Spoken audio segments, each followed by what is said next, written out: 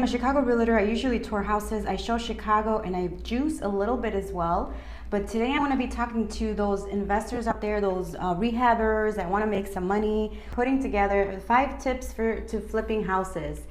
So I just finished writing this blog because I was, I've been asked so many questions about flipping houses, and I wanted to share this with you guys. But the first tip, number 1, is financing, guys. Right now, there's a lot of bidding wars going on. There's a lot of seasoned investors out there that have the cash flow to just buy it up cash. And if you're looking as a beginner to flip houses, you have to be ready to go into that arena of the bidding wars. That's number 1. Number 2 is budget yourself. And here I go a little bit more into detail. I'm not going to go all into it, but you can certainly read what I just wrote. Number 2 is budget yourself. A lot of people tend to over budget themselves, or not even really budget themselves, but when they pick up the property, they tend to just think about the property and then try to, with the multiple offer situation, just bid way over their budget, and then they forget about the rehab costs. Tip number 3 is to get a good contractor, guys. A good contractor.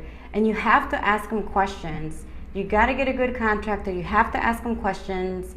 And these are the questions that you want to ask. Number 1, would you please itemize your bid? A lot of these contractors just put in one huge bid and they don't itemize it. What about demolition? What about these other, no connection is fine. Okay. What about these other small costs that are included in the contractor's bidding? So make sure that you get an itemized bid. Number 2, is your bid an estimate or a fixed price? These are the questions that you need to ask these contractors. Is your bid an estimate or a fixed price? Ask them these questions. How long have you been in business? How long have these contractors been in business? Are they newbies? Are they rookies? Because if they're rookies and you're a rookie yourself, you guys are destined for trouble. Number 4 is, who is your main supplier? This is number 4 within and the tip number 3. Who is your main supplier? Sometimes if they're experienced, don't give the contractor deposit. Yes, thank you, Didi Foodie Fam. Yeah, definitely, Sammy. You don't want to give your contractor money up front. That's a good one. I should have included it in the post as well.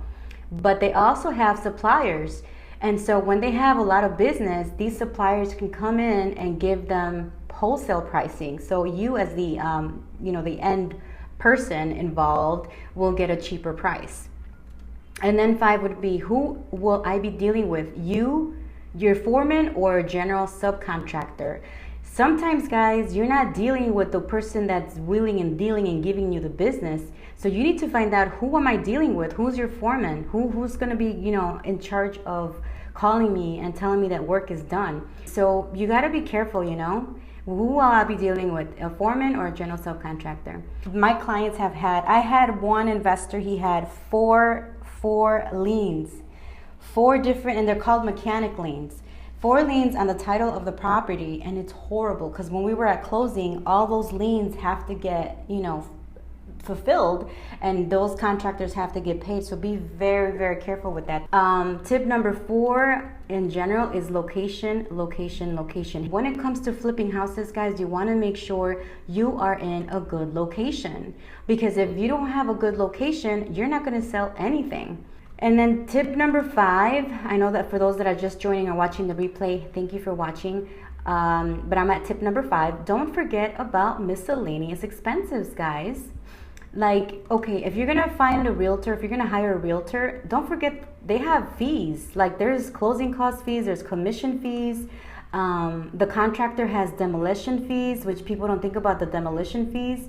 There's also city or municipality fees, like property inspections or violations on the property. So you want to make sure that you check out the violations on the property when you're trying to flip a house.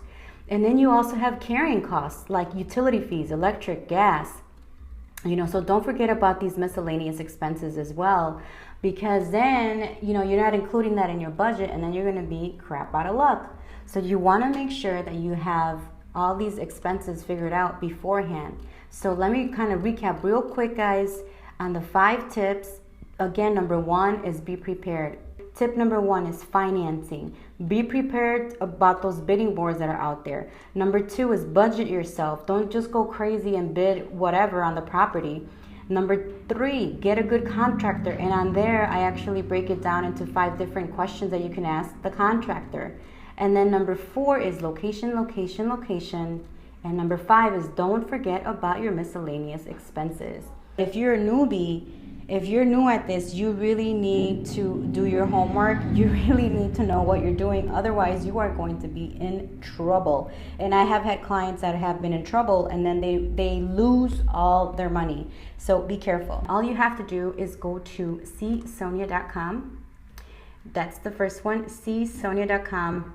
The second one is for any realtors that are on here at www.perryre.com.